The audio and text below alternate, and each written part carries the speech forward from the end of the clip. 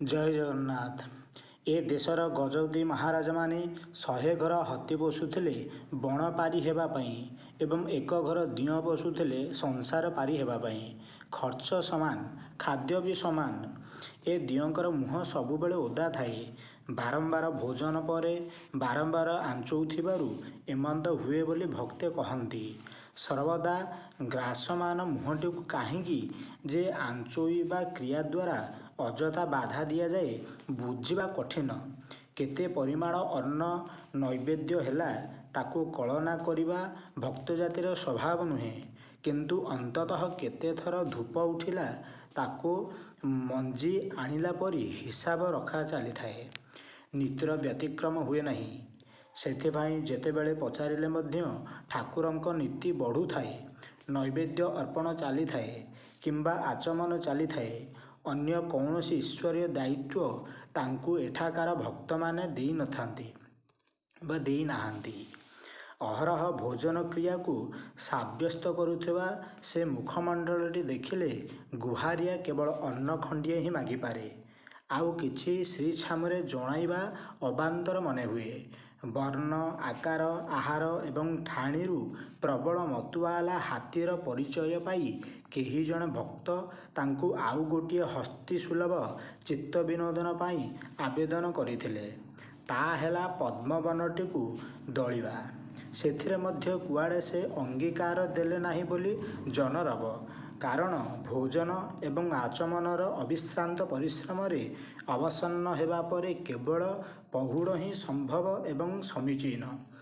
ଏଭଳି ହାତୀ ପୋଷିବା ଗଜପତିମାନଙ୍କର ଇଜ୍ଜତ।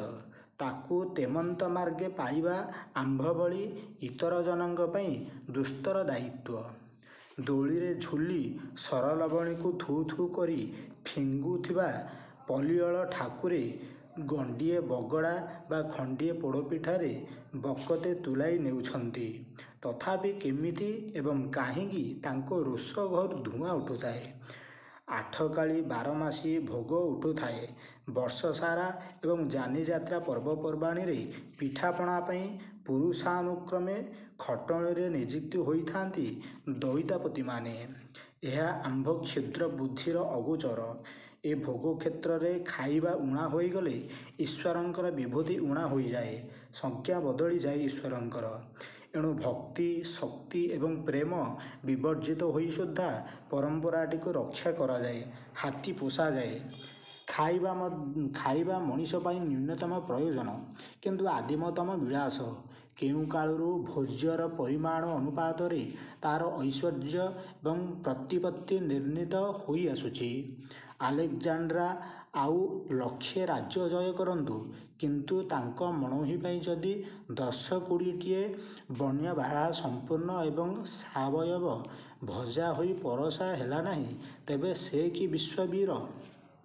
ସେ ପୁରୁଷ ସିଂହ ସତକୁ ସତ ସେ ବିସ୍ତୃତ ପଡ଼ିଆରୁ ସବୁଯାକ ଖାଦ୍ୟ ଭୋଗ କରନ୍ତି ନା ଛକି ଛକି ବୁଲୁଥିବା ଅସଂଖ୍ୟ ଭକ୍ତ ବିଲୁଆମାନେ ତାକୁ ପାଇଥାନ୍ତି, ତାହା ସେପରି କିଛି ଗୁରୁତର ପ୍ରଶ୍ନ ନୁହେଁ। କଥା ହେଲା ଆଲେକଜାଣ୍ଡ୍ରାଙ୍କର ସୁବିଶାଳ ସାମ୍ରାଜ୍ୟ ତୁଳନାରେ ତାଙ୍କୁ ଭୋଗ ମଣୋହି ଅର୍ପଣ ହେଲା ନାହିଁ। ଆଲେକଜାଣ୍ଡ୍ରାଙ୍କର ସୁବିଶାଳ ସାମ୍ରାଜ୍ୟ ତୁଳନାରେ ତାଙ୍କୁ ଭୋଗ ମଣୋହି ଅର୍ପଣ ହେଲା ନା ନାହିଁ। ଜନ୍ତୁଟି ସିନା ଖାଏ, କିନ୍ତୁ ଭୋଜନକୁ ଐଶ୍ୱର୍ଯ୍ୟରେ ପରିଣତ କରେ ମଣିଷ। ଜନ୍ତୁ ବଞ୍ଚେ, କିନ୍ତୁ ଜୀବନକୁ ଭୋଗ କରେ ମଣିଷ। ଭୋଗ କରିବାର ଆଦିମତମ ରୂପ ହେଲା ଭୋଜନ ଏବଂ ମୈଥୁନ।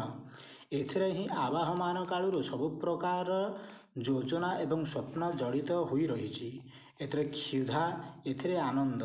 ଦେହର ସବୁଠାରୁ ଉତ୍ତପ୍ତ 2ଟି ବିନ୍ଦୁରେ 2 ଟୋପା ଅମୃତ ଲାଗି ରହିଛି କେଉଁ କାଳୁ। ତାକୁ ଜିଭ ଲମ୍ବେଇ ଚାଟି ନେବାକୁ ଅହରହ ଚେଷ୍ଟାରେ ଜଳିଯାଉଛି ଦେହ ପରେ ଦେହ। ସେ ଅମୃତର କ୍ଷୟ ନାହିଁ, ସେ ଜ୍ୱଳନର ମଧ୍ୟ ବିରାମ ନାହିଁ। ସେଥିପାଇଁ ଖାଇବା, ଖୁଆଇବା ଏବଂ ସେଥିରେ ଅମୃତ ଖୋଜିବା ଆମର ପାରମ୍ପରିକ ଅଭ୍ୟାସ।